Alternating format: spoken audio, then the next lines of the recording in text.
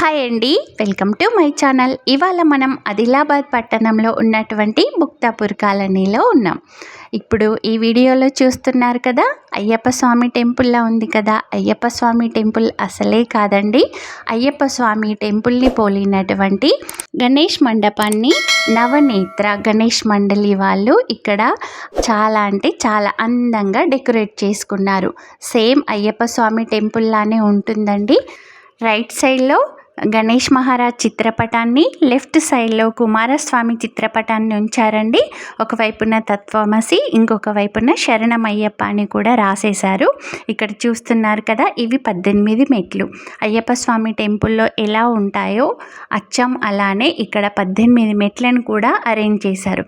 అయితే ఈ అయ్యప్ప స్వామి టెంపుల్ని పోలినటువంటి డెకరేషన్ చేసుకోవటం, ఈ 18 మెట్లను అరేంజ్ చేసుకోవటం, వీటి వెనుక ఒక సీక్రెట్ అయితే దాగి ఉందండి. ఈ సీక్రెట్ ఏంటో మనం ఈ గణేష్ మండలి కమిటీ మెంబర్స్ని అడిగి తెలుసుకుందాం.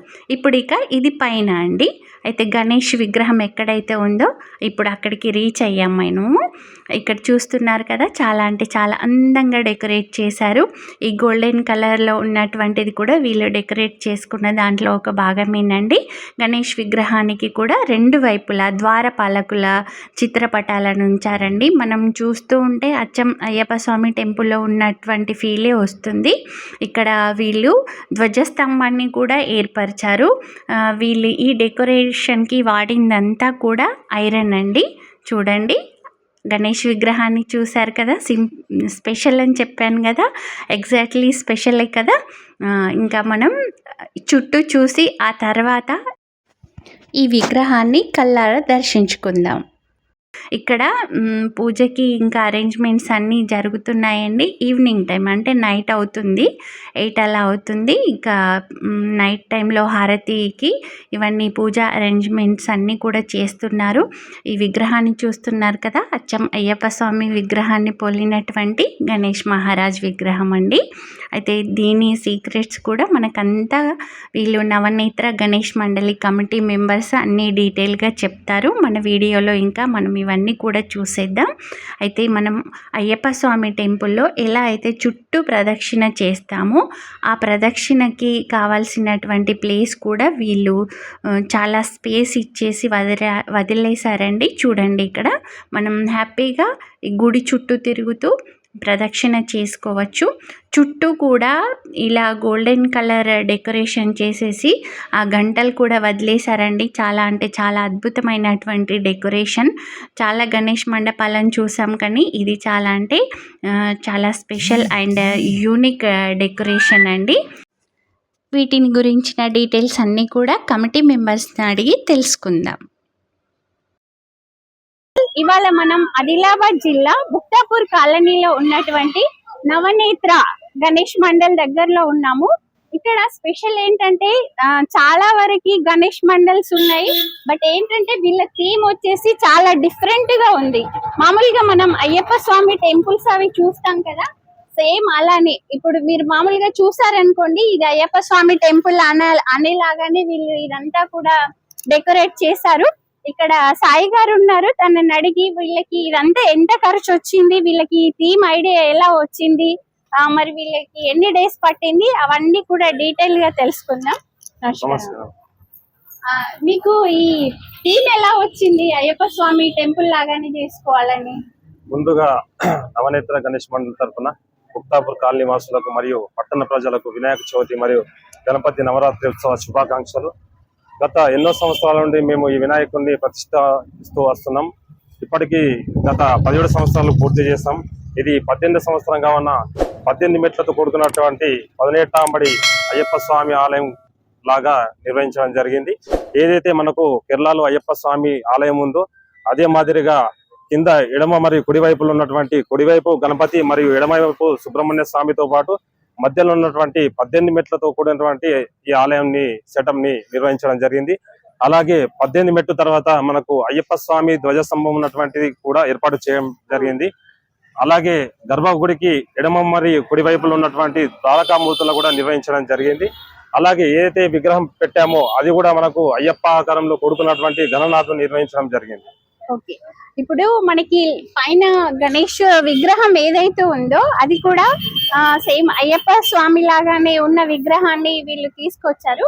అయితే మీరు ముందుగా వాళ్ళకి ఆర్డర్ ఇచ్చారా, మాకు ఇట్లాంటి విగ్రహం కావాలని? ముందుగానే 1 month బిఫోర్ మేము ఆర్డర్ చేయడం జరిగింది. ఎందుకంటే ఈ ఆలయం మనకు అయ్యప్ప ఆలయం లాగా ఉంది కాబట్టి విగ్రహం కూడా సేమ్ అలాగే ఉండాలని అదే ఉద్దేశంతో మేము చేయించడం జరిగింది. మీకు ఎన్ని డేస్ పట్టింది ఇదంతా సెట్ చేసి? మేము 25 రోజుల నుండి ఇది ప్రిపేర్ చేయడం జరిగింది. ఉదయం రాత్రి కష్టపడి చేయించడం జరిగింది. 25 days నుంచి డే అండ్ నైట్ సెట్ చేస్తే ఇదంతా వచ్చిందని చెప్తున్నారండి. వీళ్ళందరూ కూడా డే అండ్ నైట్ కష్టపడి 25 days, ఆఫ్టర్ 25 days తర్వాత మనకు ఇంత అందమైనటువంటి అయ్యప్ప స్వామి టెంపుల్ ఆకారంలో ఉన్నటువంటి డెకరేషన్ తో కూడుకున్న నవనేత్ర గణేష్ మండలి అయితే వచ్చిందండి. ఇక్కడ పంతులు గారు ఉన్నారు, ఆయనను మనము వినాయక చవితి విశిష్టత గురించి కూడా మనం ఈ వీడియోలో చూద్దాం. నమస్కారం పంతులు గారు. ఇప్పుడు మీరు గణేష్ చవితి విశిష్టత చెప్పండి మన ప్రేక్షకులందరికీ. ఆననం భూత గణాది సేవితం కపిత్త జంభూ ఫలసార భక్షితం ఉమాసుతం శోక వినాశకారకం నమామి విఘ్నేశ్వర పాద పంకజం.